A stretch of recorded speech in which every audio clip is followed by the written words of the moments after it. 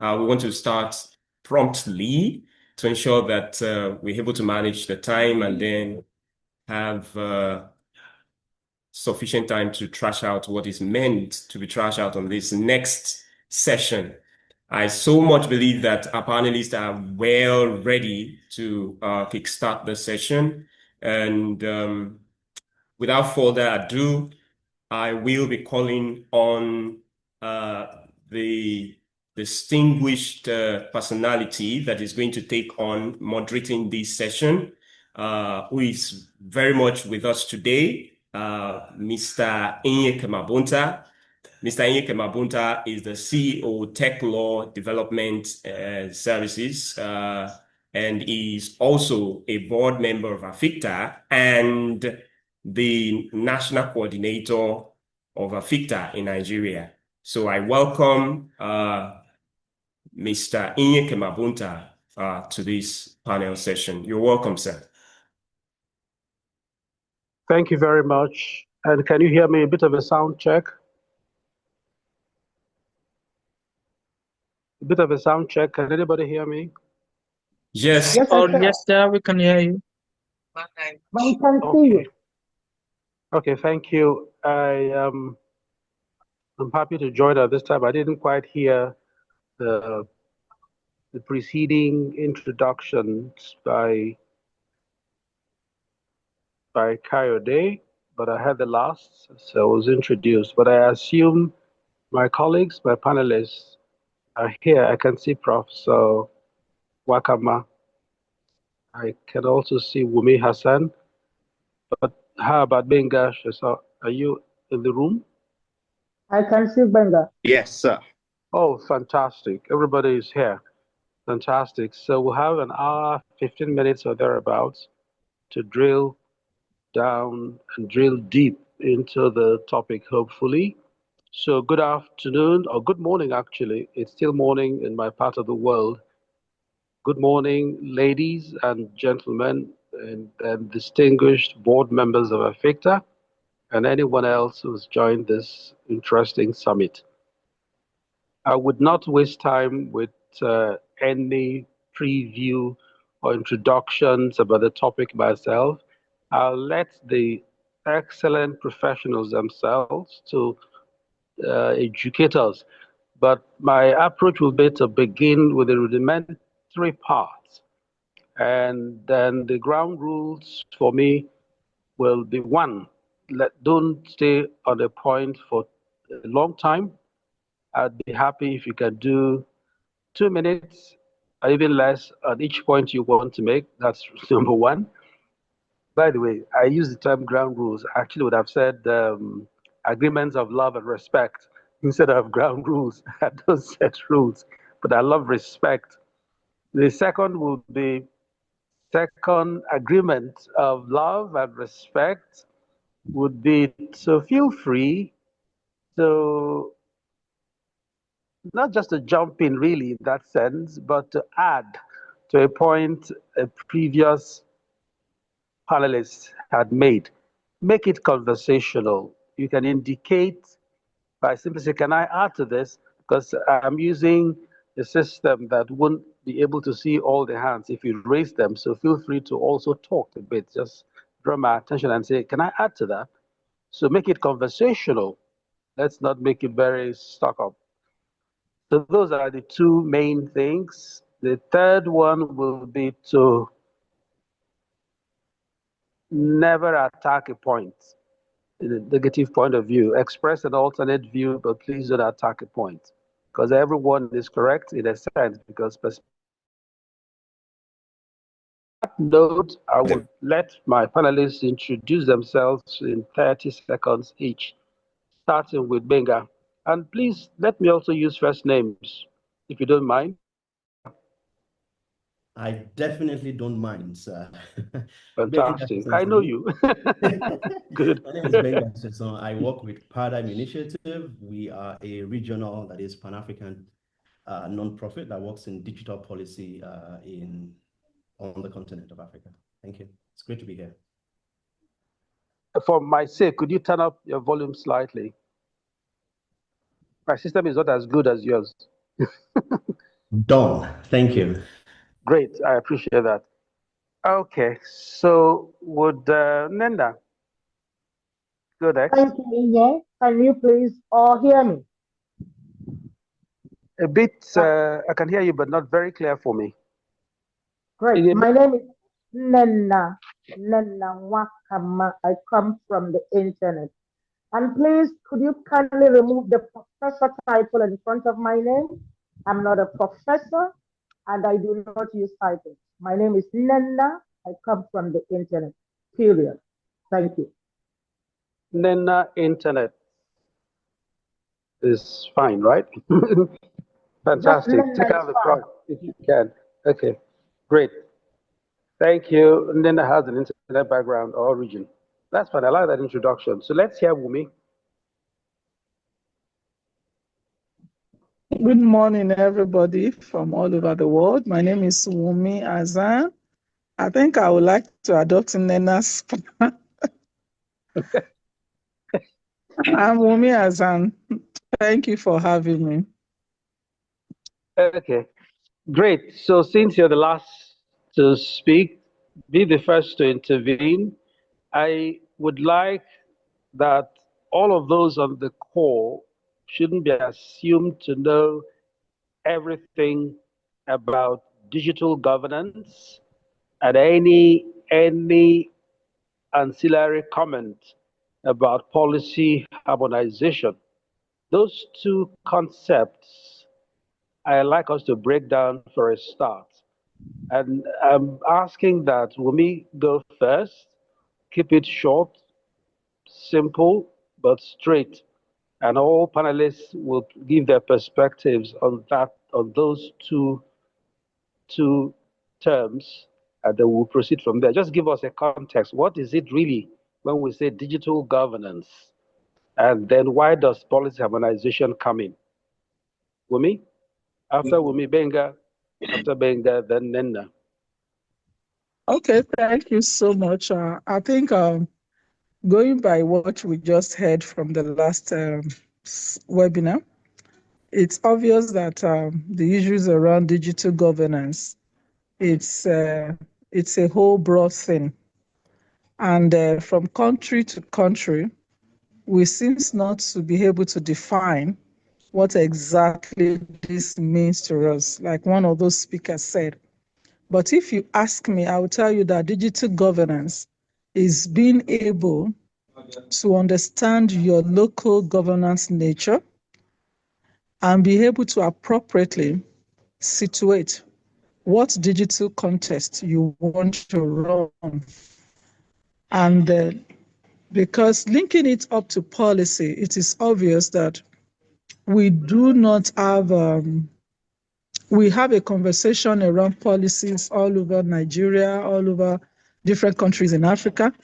But many times I ask questions too, and I say, what does policy mean? Who is deciding this policy? What is the policy that governs internet has to do with different countries? Because from my perspective and understanding, and of course being an expert on policy, I realize that even for Nigeria, policy that is federal government done is not applicable in all parts of Nigeria. What you see in Lagos is not what you should expect in Ekiti State or in Zamfara State or in Akwa Ibom State.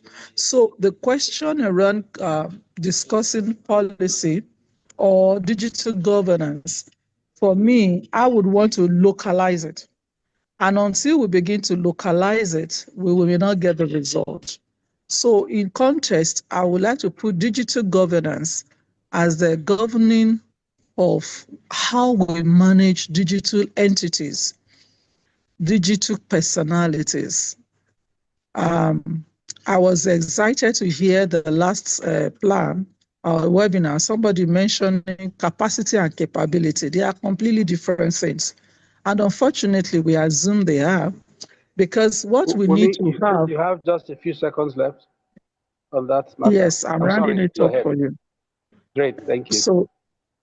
So what I would define as digital governance, I will tell you that it is contextual, and it is environmentally dictated.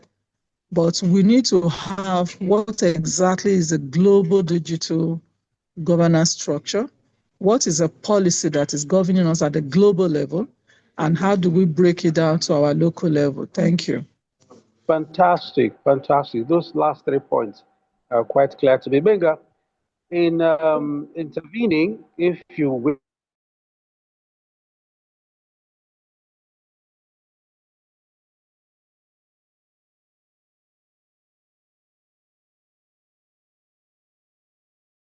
in a manner that any layman can relate with it. Wunmi has given a definition clear enough with her last 3 statements, made it clear, brought them home, those concepts, policy, digital governance, how to localize them. Excellent. But Gbenga, is there an example you have in your own intervention while you're explaining? Thank you so much. I will give practical examples. I mean, apparently, digital governance is about the framework, different things come into that framework, the design of the policies, the regulatory aspects, how you manage the, digital services, and also the fact that it's a multi-stakeholder process. But a practical example, when you talk about digital governance, and I'll give a few examples. I'll give an example of a policy, an example of a process. An example of a policy in digital governance is how the infrastructure and the framework with which we manage digital data. So you can talk about data policy frameworks, you can talk about data legislation, you can talk about, data protection laws. This is an example. There's an example of a process, which is not exactly a policy document, but a very simple example that many of us on this call may be aware of is the Internet Governance Forum. The Internet Governance Forum is a process, but it answers all the questions that digital governance answers. Stakeholders, multi-stakeholder. Conversations about policy, conversations about policy. Design of systems, design of systems. Implementation of systems, tick. So these are the 2 examples, practical examples I'll give. Any legislation or policy instrument that helps you manage a digital space, a digital environment, or a digital process is a good example. Of course, many things then come together to form, digital governance. The second part of your question on policy harmonization, I feel, is very critical. And the reason for that is because laws have borders, policies have borders. There is the law of the Federal Republic of Nigeria. There is the law of the government of Ghana. But in digital space, there are no borders. So it then means that what happens when, for example, there is collaboration in a criminal activity between someone who is physically resident in a country and with another person in another country, what law comes to be? What framework do you then apply? That is the reason why countries cooperate. So policy harmonization is about cooperation between sovereign entities who work together so that they can close all the gaps that exist because of borderless experiences. Okay. Thank you, Gbenga.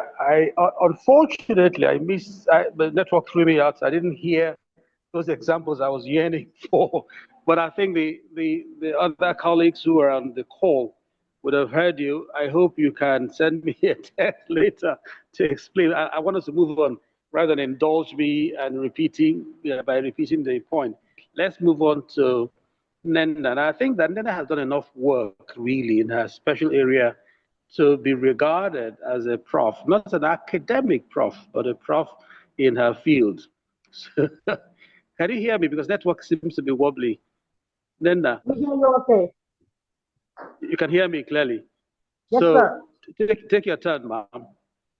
What's your perspective on the interventions by Gbenga and Wunmi regarding the real meaning of digital governance, and then also why talk about policy harmonization? If you have examples to give as well to build on what Wunmi had started. Please I go on. think my colleagues have made excellent interventions. I wanted to pick up from where Gbenga stopped. Here for your own use, Gbenga mentioned the Internet Governance Forum. Policy generally refers to the principles and rules, the principles, the rules, the regulations that guide decisions and actions. So for those of us who are from the legal background, or for those of you who are very well aligned with the UN stuff, they're just talking, they're not doing anything. That's exactly what policy is all about. Policy shows you how to do something, the rules around it, but may not be the one doing it. Okay? But now governance is the actual how of implementing it, measuring it. There is one aspect of governance that everyone in this conversation needs to take particular interest in, and that is power dynamics. Power dynamics. Power dynamics are very key when we talk about governance. Who does what, how, with how much, especially coming from the last session that we were in. You may know how to do something. You may know when to do it. You may have all the knowledge, but if you don't have the power, and sometimes we call it agency, we call it resources, we call it money, whatever you call it. So that the power dynamics is something that I'd like to bring to fore. And for those of you who live in Nigeria, I would not talk about Yerima and Wike when power comes to, that kind of, so it helps you understand that somebody thinks he knows how to do something, but someone is here, I'm doing it, I'm here, and that is the way we do. So power dynamics are very important when we are talking about policy and governance. Now, in the cyberspace, that is our conversation for now. I'm done. Fantastic. So thank you. But I'm going to hold you on. Don't turn off your microphone. I usually like to let the last person to speak to be the first to start a new area. That's because I'm not eager to have you have a breathing space. I like to push my panelists hard. I apologize, but that's my strategy because all of you have fire in you. You have so much experience. What's burning aside, I don't have a doubt that you can proceed. So let's talk about the work you do, right? Contextualize governance with the efforts that you're familiar with, really. I'm trying to drill down to what the challenges will be, right? But first, let's understand what current digital governance efforts there have been. You can put it together in an area you're familiar with, especially, so we can learn from you. Does that make sense? Yes, sir. Thank you very much. We began with the broad definitions. Now we're going down to, yes, go ahead. To the particular ones. So the work I do as Nnenna, now I have to think twice. Some of you have known me with the activism part, bringing African voices to the fore, having a space at the table, a World Summit on Information Society, and that's why we're having WISIS Plus 20. That's how some of you know. Some of you have interacted with me as open source, open technology, open data person. And some of you have known me as Chief Web Advocate of the World Wide Web Foundation, doing UN things and internet governance and the like. And all through that time, I've always had a consultancy that has basically advised governments on tech policies, right? And this is what I still do now. African Union and all of that.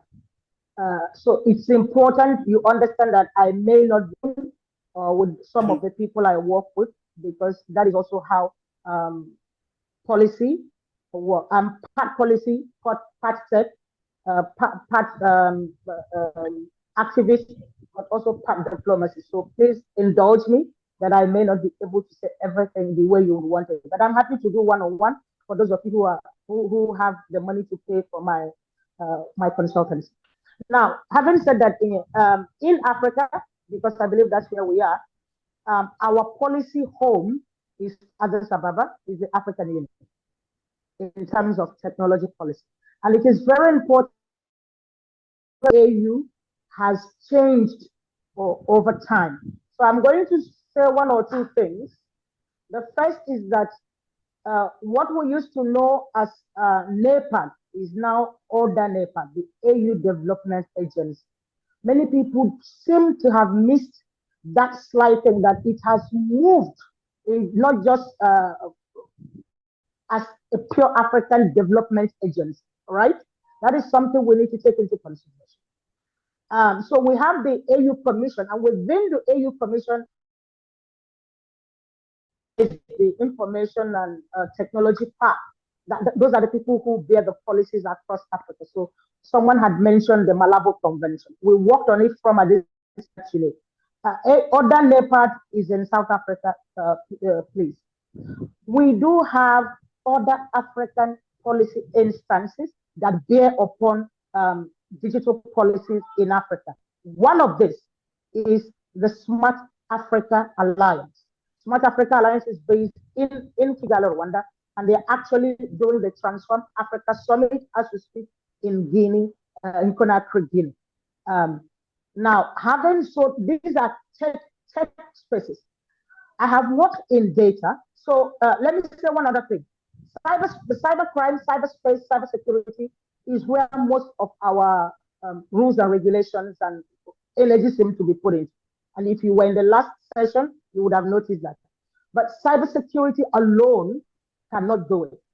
Again, it is the rules and the procedures and the processes of how we get things done in the digital world. So cybersecurity alone will not cut it. If you recall, the last crisis that we went through was related to AfriNet, the names and numbers. It had nothing to do with security. It had something to do with human integrity. So even policies on how people who are to be held accountable in the digital world, in the tech space, is part of things that I am interested in. Now, I don't know if I'm the one thrown out. My network is challenged. We can still hear me, but let me round up since I don't want to be hugely speaking. We have legislating, we are governing, like I said, media and speech. We are governing in data. We are governing in taxation, and we're also governing in infrastructure. So these are the places I'm working on now. But currently, I'm interested in data and AI. Let me stop there. Fantastic, fantastic. Thank you. And thank you for being considerate to also end. Meanwhile, I would ask every speaker who's done speaking to look at the chat box and see the comments and questions. And then when you're ready, you can intervene and give more clarity to what's been raised. Now, I'll go to the gentleman between two giant women. Gbenga. Gbenga, I would also want to hear your own context, the things you have done that are clear areas of working towards digital governance, the efforts you have made. And by the way, for every one of you, we will end up talking about the robust digital Africa, whatever that means. It's still not clear to me. So we're still touching, going round and round, but we're going to end up with Africa. And what is that thing that is robust about the digital? Go on, Gbenga. Thank you so much. I see that one of my bosses has asked a tough question in the comment section, so I'll take that. Incidentally, it was one of the things I was going to talk about. Let me speak about three things.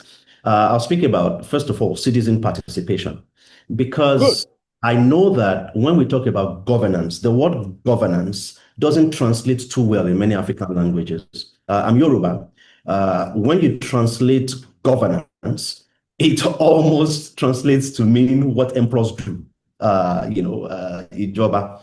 And it doesn't, at times it has to, differentiate between dictating in a community. So I believe that when we hear the word governance many times, we think government. When we think government, we think, top down. But governance is never top down. In fact, in my work, I have seen that any top-down policy or any top-down process is going to crash. If it doesn't crash, a dictator will emerge who will force people to pretend and will surround him or herself with sycophants so that they can say, boss, you are doing well, and everybody then aligns. But the real juice of governance is participation by various stakeholders. Much of my work has been around citizen participation. My first introduction into digital governance was in the early days when we were talking about telecenters and cyber cafes were becoming telecenters, and then eventually did some work as a youth caucus member, truly younger at the time, youth caucus member of the World Summit on Information Society. And what we did was literally, there were processes that we were not invited to, that we invited ourselves to those processes and then contributed to those processes and then became visible in those processes. Very national example that I'm sure our moderator may remember was when I led a group of students to invite ourselves to what was called the Nigeria Summit. We were not invited, but we invited ourselves. We hired a bus, thankfully donated by Engineer Teacher Moito at the time. We put money together to buy fuel, and we drove, one of us volunteers at driver, we drove to Abuja. We got to that meeting, and we listened and learned, but we also contributed. And we then began to create a daily newsletter. That daily newsletter became, fortunately, an almost accepted or adopted formal newsletter to round up summaries for the end of the day. And this is how citizen participation works. You may not be invited, but there's a policy document that is of interest to you. You contribute to it, you shape it, so that you don't end up complaining at the end of the day that, oh, we have bad laws. Bad laws don't happen by accident. Bad laws happen because there is something wrong with the process. It is possible that you contribute as a citizen or as a CSO, civil organization, and your contributions are ignored, but at least you would have contributed. So I will talk about, first of all, citizen participation. The second thing I want to very quickly talk about is the work that I do on the leadership panel. Which is the question that I've been asked directly by Sir Olufuye. The UN Secretary General appointed in August 2022. By the way, I believe that the person who is responsible for me being appointed on that panel is on this call. I think it's Nnenna, because Nnenna sent me an email and asked, are you interested in this? And I was like, well, if it's to contribute, next thing I was being interviewed by the UN Secretary General's office. But so thanks, Nnenna, for looking out for your brother. We were asked to do a very simple job, right? The Internet Governance Forum had been on for 18 years, 18 to 19 years at a time, and it had a good structure. But there were three things that needed help. One was the funding of it. The second was increasing the visibility of it. Every year, it costs $3 million for the Secretariat to prepare to host the IGF. And that doesn't include the amount of money included in what the country host has to spend. So eventually, you're talking of tens of millions of dollars, and that money doesn't come from the sky. It comes from people who contribute continuously, countries and organizations that believe in the process itself.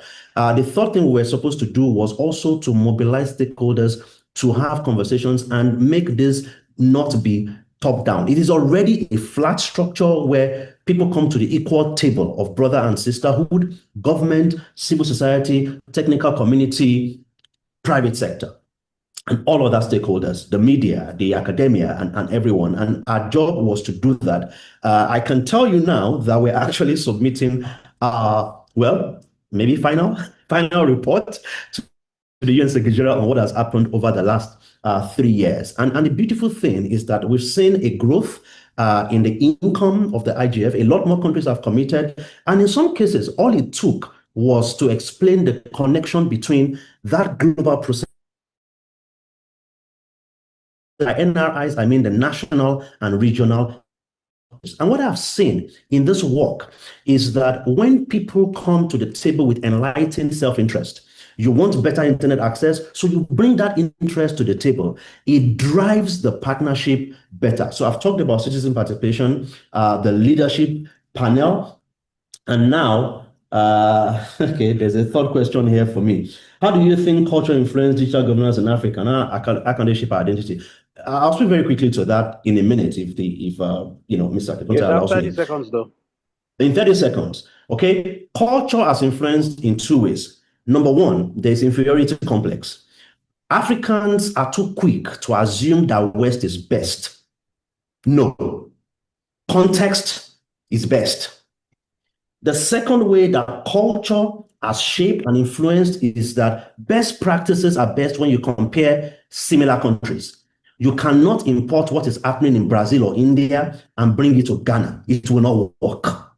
But when you take something that has worked in Kenya, you can translate that into a similar thing in Tanzania. That is why M-Pesa has worked in East Africa and in most other places where they've tried to borrow M-Pesa. It may not have worked as well. Thank you. Excellent. Thank you. And there are quite takeaways, but I'll just mention the one about West is best. I'm happy to hear that context best. That says a lot. But let's move on to Wunmi. Now, I don't know whether Nnenna wanted to intervene, because I had said it's okay to say I want to add something. But otherwise, we're moving to Wunmi. Wunmi, are you still on the call? I get a shaky internet. Yes, I am. Oh, fantastic. You are an expert in policy. This has been known for decades. And also in advocacy. So I would like you to proceed to put it all together. The last two speakers have given context of what the work they've done. You have done a lot already. Piece them together in your own response to give us a good feel of what this governance is about in practical terms and how policy relates to them all. Then we can proceed after that. I won't give you a chance to breathe. When you finish, I'll take you on still after this one. Go ahead. Okay, thank you so much, sir.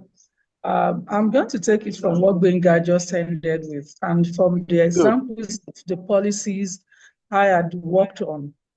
While we were trying to do the science, technology, and innovation policy for Nigeria, I realized that something was a big gap.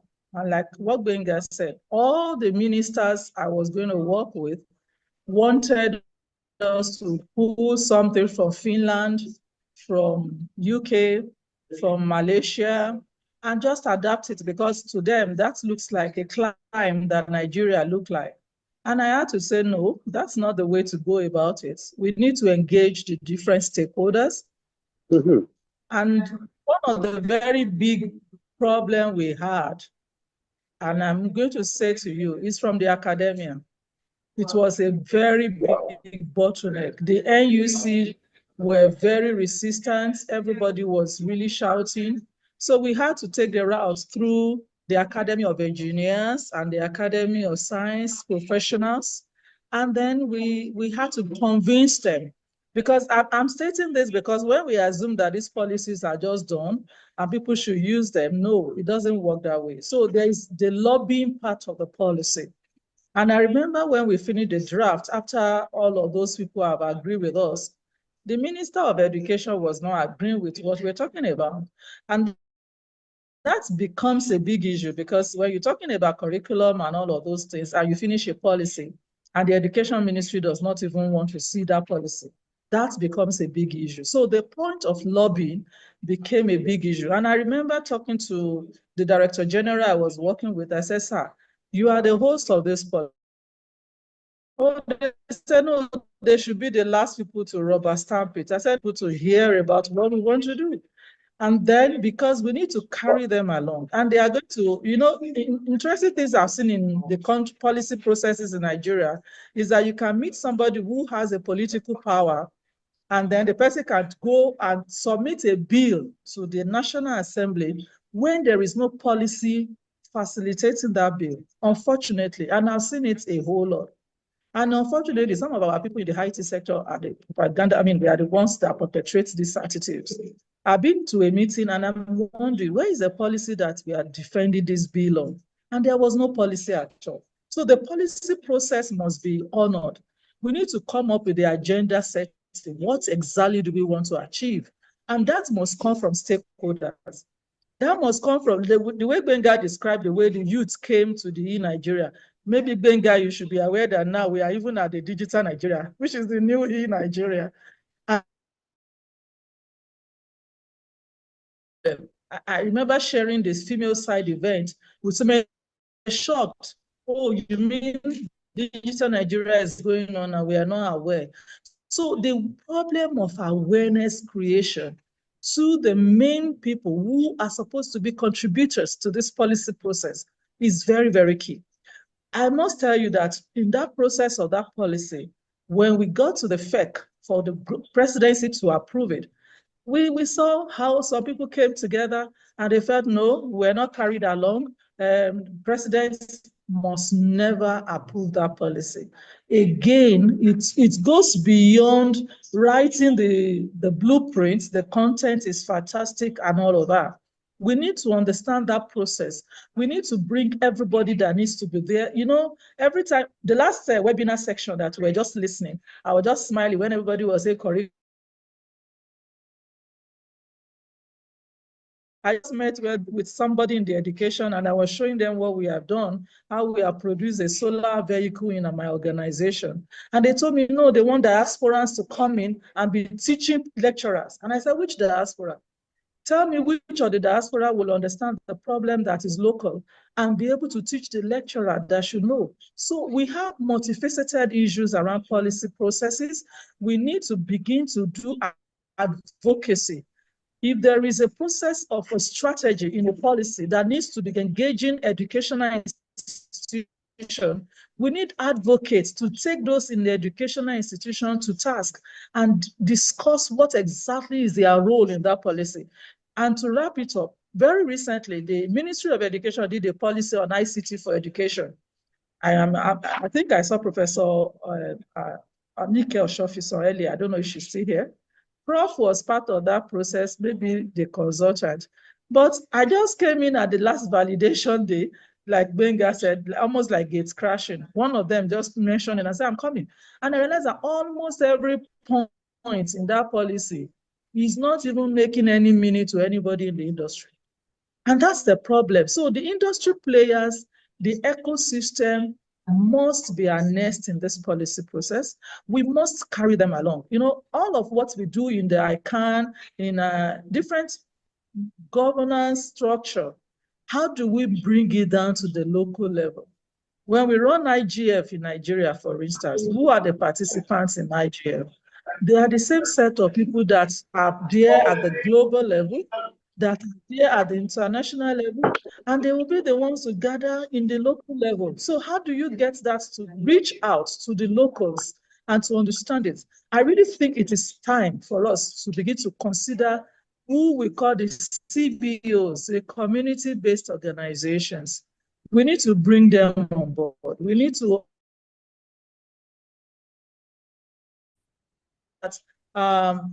whatever it is that is a process anyway, people are aware of it. People know what to do with it. And at the same time, there is the lobbying part. The lobbying part where we need the power people, where we talk about police talking about it. We need to meet the right stakeholders. We need them to push an agenda on the policy, and it will work. I think for now, I'm going to stop at that. Wow, fantastic. Thank you. I heard every word. I heard every word you spoke. And all three of you have made very powerful interventions. I'm excited. This is rich.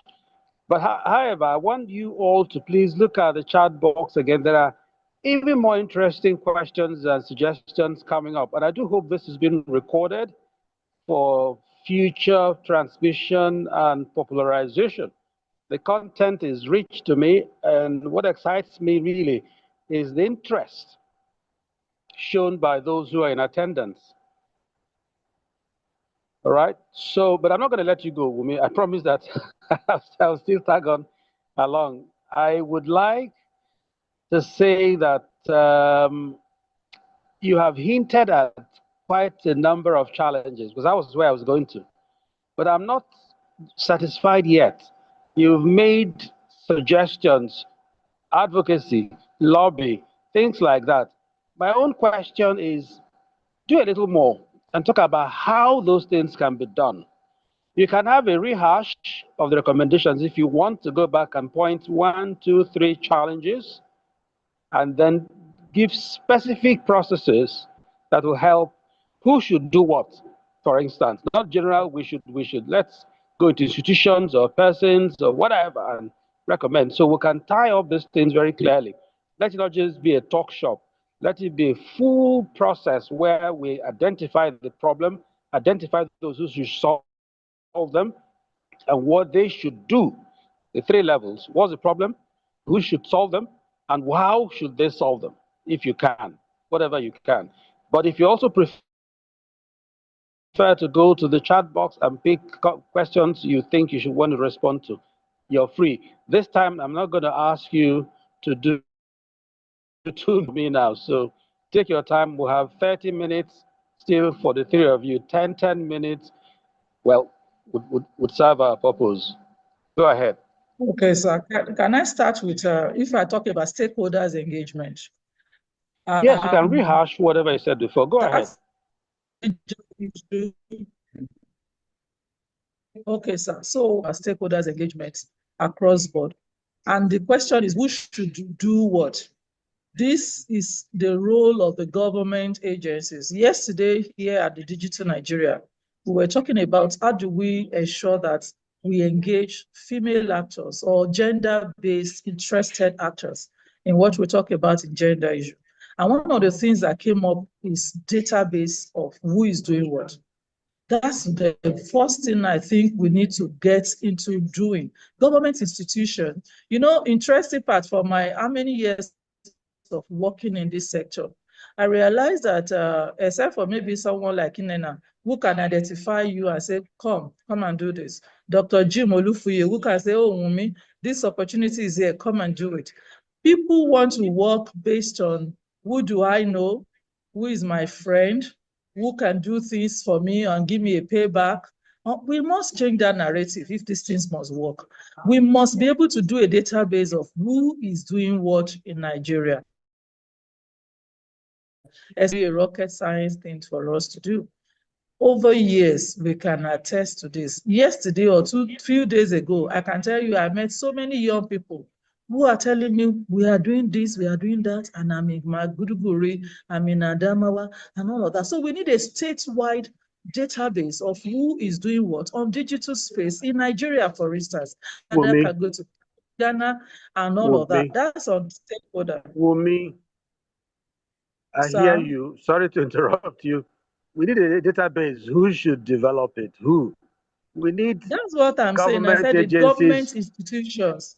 Government institutions. Agencies. Which one? I know NCC. Name one or NCC two. did something similar. NCC did NCC. something similar Okay. for telecom organization and for consumer parliament to know who are the people engaging with consumers. I think NITDA should do the same thing. The second one is NITDA should specifically. So if we publish this report of recommendations, they should certainly say in this conference, NITDA was mentioned to do so and so. That's fantastic. Thank you for that mention. That's the approach I feel we should you know, go aside from the NITDA and NCC, aside from NITDA and NCC, there are many organizations like the TTSWG, is the Telecom Regulatory or Sustainability. And this had come up with IHS support.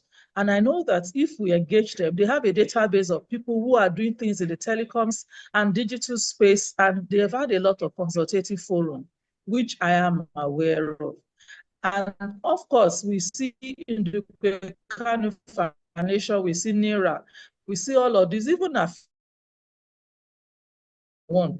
Number two, around regulatory framework, even on Monday in Nigeria, we saw this, the issue of the bill being presented. Again, we must be able to, we are aware that there is convergence. Where is the convergence? What is making us to do the same thing? Where do we have extra capabilities as an agency or a ministry or even organizations? We must set out those strategies so that we can see how do we know who is regulating what. Today in Nigeria, you see NCC contend with NITDA and even Ministry of Communications. And the question is, because everybody is talking about the same broadband, everybody is managing, a level of this data management and interfere in infrastructure. That becomes a big issue. And when you talk about digital infrastructure, I think that agencies like NASENI should be brought on board, because again, while I mentioned some of these things, if you remember, NITSDA, for instance, was brought out of Science and Tech Ministry. And so many years, we began to, when they came out, we begin to now make it look like they are not part of Science and Tech again. So there's no way we will work in isolation. The same thing for Galaxy Backbone, the same thing for Niche Comsat. All of them were created under the Science and Tech. So in terms of infrastructure, we must work together in that regard. What is it that NASENI is doing with a lot of funding must be extended to adapting to this infrastructure. We talk about manufacturing. We cannot just see what is going on in Science and Tech with what we call with that, handshake, if I put it that way, able to define who exactly is managing our digital infrastructure. Digital literacy cannot even be emphasized. Recently, I got to know who are the entities. Let us identify them. I'm pushing this on database of inventory on who is doing what and how do we collaborate. What level of partnership do we need? A policy that is coming from EU, a policy from AU, a policy from ECOWAS. I was part of the ECOWAS policy, and I'm asking myself after the policy over almost a year, who is aware of that in Nigeria? Who is collaborating to do what ECOWAS will expect across the ECOWAS countries for Nigeria and all of that? So finally, I'm going to talk about the public-private partnerships. Again, PPP, Nigeria has shouted it. The question always I ask is, where is the PPP working? Is it working just because I know Nnenna, I know Gbenga? If Gbenga needed to do something, Gbenga calls Wunmi. Wunmi does it. Either it is me outsourcing it to somebody else, or it's really the expert that is doing it. We must be clear about all of this. We must make sure that policies and right people doing the right thing. It's not for me to want to do something in those states because it's my state. I call my younger brother to come and do it when he has nothing, no understanding of what is to be done. But because I want to give my younger brother this job, I just see Gbenga, who is very expert, in that field. That should stop, and we must drive that from the digital space, because now that everybody, even Mr. President, the wife of President, everybody is shouting digital, digital. And every time I see the digital people that sit on the table with them, there is no Gbenga there. There's no Wunmi Hassan there. There's no Jimolufuyi there. So the question is, who is the digital person that is supporting government? We have a renewed hope agenda. Everybody says the modulators. Where is CPN? Where is NCS? And let me tell you this, there are so many policies that have coordinated in Nigeria. We invited CPN, we invited NCS. They came, and after that policy, we didn't hear anything. Again, if you are the one representing your organization, how does everybody in your organization get to know what went to US, went to Germany, went everywhere to go and represent them? What comes back to the whole people to know? We need to begin to place this correctly so that the young people, which we all of us are advocating, young people, youth doesn't even know what is going on from all of us. So we need to get to where we have the right people who are interested, not just by association or by saying I'm clear, but they are passionate to make sure university. We see young people do it today. Gbenga, maybe that's a challenge to you. I know you are now big, you are all over, but please, we need you to do that driving force for young people. And I saw one or two comments on the platform saying we want to go that way of Gbenga. But Gbenga, I know you are busy, but you have people who are now foot soldiers who can make young people in Nigeria do this. I mean, the force of what happened at AfICTA, where the likes of Joberman emerged, all of those things happen. I met Segun Olutayo yesterday, who was once a NACOS president. And Segun is doing great now. He's a big guy in trade policies. This is what we want to see. It was because they were all carried along. The Nigeria Gbenga was mentioned in 2005. I remember when they came like Jagaban, and everybody was wondering, who are these young people? But how many people will do what Gbenga did then? But we must push them. The policy process must bring them on board. We must ensure that when there is need for us to speak, you know, when I still came to this digital Nigeria, and I say it with all sense of responsibility, why must we not see the young people that we are talking about sitting on panels, being the ones to discuss the issues? It's because they don't know what we are discussing. They don't understand it. Many of them just sitting and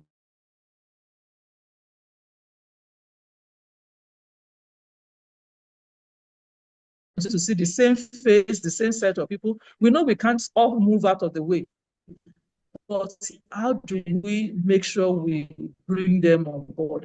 The computer science students recently hosted a summit in Abuja called Cyber Smart. And I got there, I was shocked to see that almost 80% of their speakers were lawyers, because to their mind, lawyers are the ones to push cyber issues for them. And the question is, I asked them a simple question: what is cyber security to you? They don't know. So I volunteered. I said, okay, I'm going to teach you what cyber security from the scratch is. And I thought maybe 20, 30 people would join this, the WhatsApp group. But as I'm speaking with you, there are over 200. And that is a big issue. So when we assume that university curriculum is teaching them, the question is how many lecturers are not participating if they are not knowing what is going on? How will they teach the students? So the students are graduating. I have so many first-class students, computer science, who graduated and they came to my organization. They don't even know Jack. They have to start all over again. It is not about passing in the university. It is about understanding the details of what it is. And I want to say this about Nnenna. Thank you.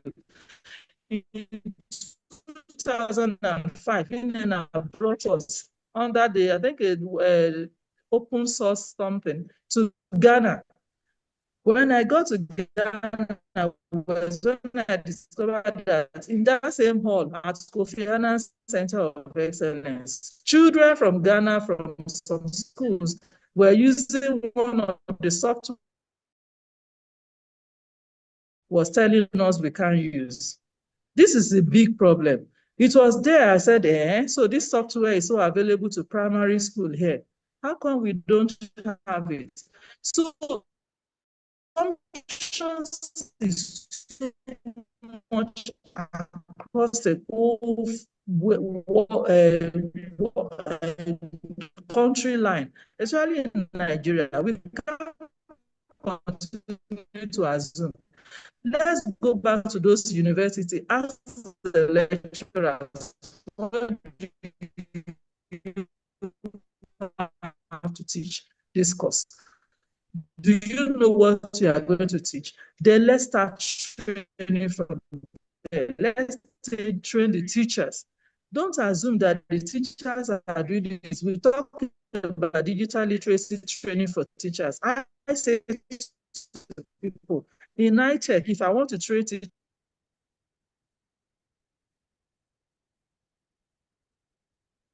Okay, I think we may have lost. Yeah, it was patchy at the beginning, and then I think it just fell off. Okay, well, that's okay. She's made the point anyway, so I thank her for the details. I'm moving on now. For the two of you, Gbenga and you, then I want us to then begin to talk about, as we wind down, what is that robust digital Africa we conceive of? The full topic we're discussing says digital governance and policy harmonization towards a robust digital Africa. What is that robust digital Africa journey we want to attain? So down, give us a tip or give us some indication. Okay. Yes. I'm also reading the question.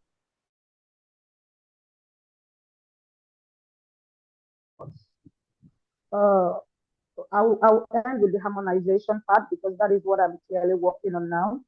Go ahead. I see a lot of people making references to youth, and so the first thing I want to say is that the that talked about process. If you follow a top-down process, you end up with a dictatorial product. If you follow an elitist Abuja Lagos axis policy making process, you are going to end up with a business class product. So it is very important that in policy making, in governance, we understand that the process determines the product. So if there is no trust in the process, there will not be any ownership of the product. Whatever policy document you are working on, if you only invite people in a room, draw up a document for, I don't know, 250 million people in Nigeria, and then later on you come and tell us that they are not even aware. They are not aware because they were not involved. So inclusion, engagement, openness, are the key policy elements when you are governing in the digital space. Someone is talking about Net Mondial plus 10. I remember the president was signing the first digital rights bill of the right. But many people only discovered me at Net Mondial. But before Net Mondial, I had worked with the office of that president. I had worked, so I had been in this process, and that's where I want to link up with the people who think they are young people, for that matter. Gbenga said they gathered their own money, they took their own bus, they landed. That means they had engagement. If you are waiting for someone to invite you, just sit down quietly, they will invite you. Don't make, so my point is, you need to engage. You need to show that this thing is important to me. They said you can resist an army, but a man who is willing and ready, nobody can resist for a long time. So please show that you know what you're talking about, that this thing is interesting to you, and you know what you're talking about. Now, make money. Make money. Because you need money. Money opens doors. Money gets you into places. Money gets your data. Money allows you to keep engaged. The people are talking about they prefer the people they know. That's what is called a network. Yeah, network is wealth in the digital world. Whether it is wealth. If you don't know anybody, you are a nobody. Yes, you can quote me on that. I have worked 30 years, and now I'm sitting in my house, and most of the work I'm doing are people with whom I've worked before. So I have built a network, and now the network is feeding me. So young people, how do you build networks? Go to events, contribute, make yourself available. Let people say you know you, hear you. That is how you build a network. You is interested in giving you a place at the table when you are not bringing anything. Gbenga said they showed up and they did something, and people were appreciative of what they done. So build, right? Most of you cannot even write a paragraph. Now, after you writing, let us talk about reading. So Gbenga, for your, I mean,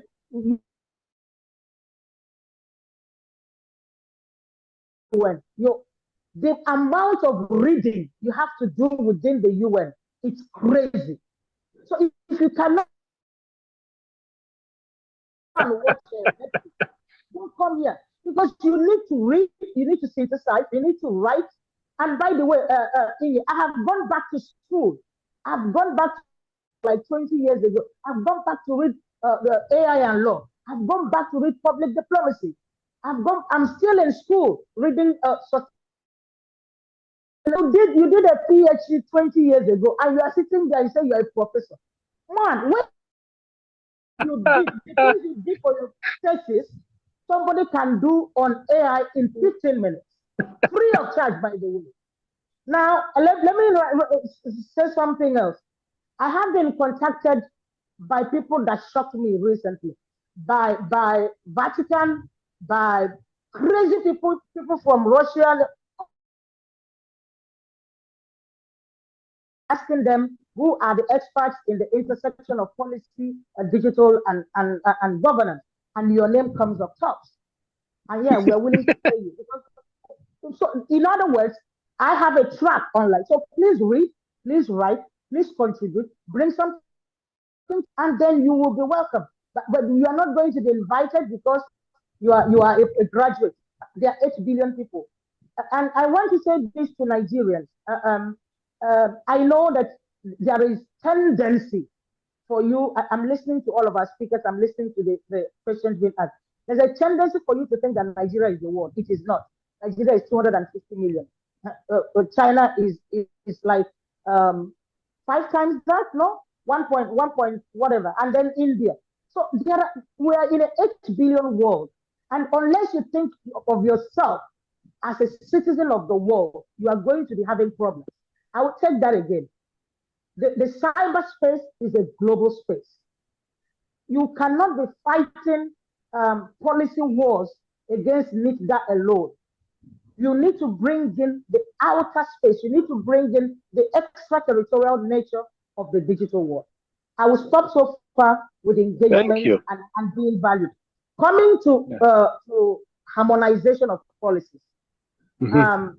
I remember doing policy, a certification in policy in those days. In Africa, I read law. I don't practice. I'm not a practicing lawyer.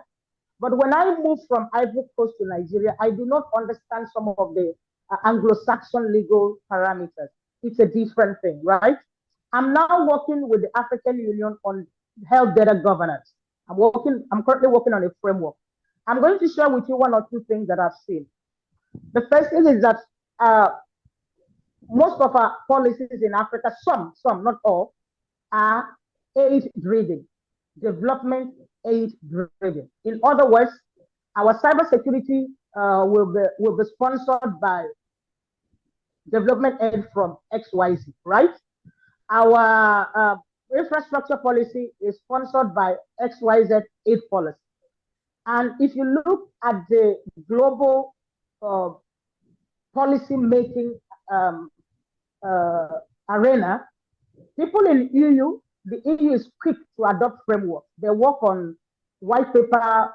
They are very sharp on that. The US is market driven. The US works so that the market will grow with bloom. And for those of you who recall, there was no internet governance in the US. The US saw internet governance as go to IGF, you see American people everywhere. And we were like, where is your own national IGF? They did not have any. We actually had to put it in their face before they said, okay, we'll organize something. I don't know how viable it is. So kind of things do exist. So we cannot be dependent, we cannot be claiming sovereignty and still be looking for aid. It doesn't matter. So that is one thing we need to be aware of, especially the government people here. They know that. Yeah. The other one is conflicting national priorities. So about 1 hour to know whether the country has a digital development as part of its economic basket or part of its social basket. Those of you who are in government, you know what I'm talking about. When you get into a country, you will know some say ICT, some say digital economy, some say telecoms and transport. You will know automatically whether the country is taking digital serious or not. You will know. I'm not going to ask you. But now that I'm saying it, look at your own country. What is the rank of the Minister of Digital Economy in your country? Compared to defense, compared to finance. Anyway, so you can look at that and see. I live in a country where you wake up in one morning and they say, oh, digital is now part of communications and television. And after that, no, it's now information and transport. That's not something important to them. But when you go to a place, for instance, like Rwanda, you will know for sure that these people, their future lies in digital. And I want to congratulate Nigeria, because I think that with the minister Bosu, you can see that, and can see that Nigeria is shifting towards digital being an asset, an economic asset, and the future and for that, I want to say congratulations. I want to end, now that I've said that about Nigeria. So we are in the ECOWAS space, right? We are about 15 countries. If Nigeria is uplifting the digital as a digital economy as a future, as an asset, as a key infrastructure in the country, but then the country by your side, Cameroon or Benin or I don't know who else, is like, no, this is not of interest to us. Now, how are you going to harmonize? Let me finish with DPIs. I work with the World Bank on digital IDs. I am a Nigerian and I have my national NIN or NIN number, NIN card or whatever. But you are going to another country, the country have not started. How do you harmonize? How do you harmonize a country like Nigeria that already has a cashless system and all of that to a country where people have to spend 5 hours in a bank to get the equivalent of $100? How do you harmonize? So these are the things I want to ask so that you know what countries are facing in reality. And finally, you see a beautiful girl, you say, I like that babe. But then when you check yourself, you check the babe, you know that you know fit. So there is agency, there is capacity. Everybody wants to have regulate, everybody wants to govern, but not all of us can. Everybody should, but not all of us can. Thank you. Fantastic. I love every minute of all of this. Fantastic. Hey, I'm under. This is wonderful. Wonderful, Wunmi. And you've done extremely well. So has Gbenga. But I'll offer Gbenga 5 of my last minutes to intervene also. Put it all together. Anyhow you want it. Recommendations, anything. If you're still on the call, 5 minutes of my left minutes for the call. Go ahead. Well, this is not the first time you will be giving me from your time. And I think it's important for us to, I think it's our head into policy processes. You were one of those public officials who opened the door for us. And I think it's important to say that because, to be honest, I have mentioned how we literally broke doors to enter in some conversations. I can't forget questions that I was asked by some public officials saying, I came from campus. I was an OAU student at this meeting, in Abuja, and the guy just pulled me, and I raised my hand to ask a question, and he said, well, drop your hand. Well, what do you people know? Music and girls. That's all you know. Keep quiet. And there are public officials who do that. We're very good friends now. So but in spite of, I like what Nnenna said. Nobody is going to give you a seat on the table. In fact, at times you bring your own table, not that you want to be added to the table. In spite of that, how a society treats its weakest is the definition of progress in that society. Young people should not have to force their way into.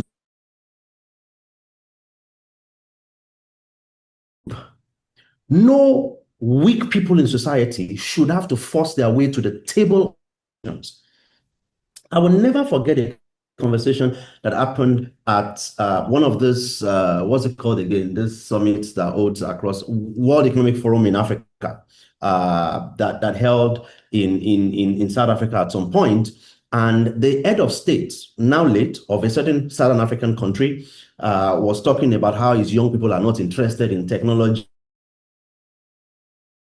social media, and things like that. That where are the Bill Gates of Africa? Well, unfortunately for him, I was on the same panel and I answered him. And I said to him, sir, with all due respect, when Nigerian says with all due respect, coming is very good. So with all due respect, the young people you're talking about, I know them in your country, but the reason they have not become Bill Gates is because you've sent them to jail. Of course, he was upset. He thought I was rude, but that was the truth. We put young people, women, outside the door, and then we complain they are not contributing. How will they contribute when the door is bulletproof and heavy and they can't even open it? When they succeed around and say, oh, They are representative of Nigeria. I can, and I'll say this publicly. I have said to NIDA, the IT agency in Nigeria, to stop claiming credit for every inflow of investment in. And I said it to members, other people, that that Nigeria was claiming credit for was in spite of the harsh policies. You were banning things up and down, and young people, in spite of that, broke their head to go and get money literally from what's it called, Delaware. And now we are saying, oh, the Nigerian government has provided space. You did not provide that space. You're lying. And it's important for us to take the weakest in society. And I say this, I will say both, because we can chew gum and work at this, enter and participate, but at the same time, stop being silly. You keep people out and then you say, where are the Bill Gates in your country? You send them to jail. You ban crypto and another country shows progress in crypto and you say, why? And by the time Nigeria banned crypto, by the way, let me not say this. I was going to mention the government officials who were invested in crypto themselves and were running platforms on crypto while it was banned by the same government. But this is on adding value for me. And I think we need to tell ourselves the truth as Africans. We can't keep accusing the weak in society of not wanting to participate. It's the same thing that happens with elections. You put thugs on the street and you say young people are not coming out to vote. It's the same thing in the digital space. We poison the food and we say people don't want to come.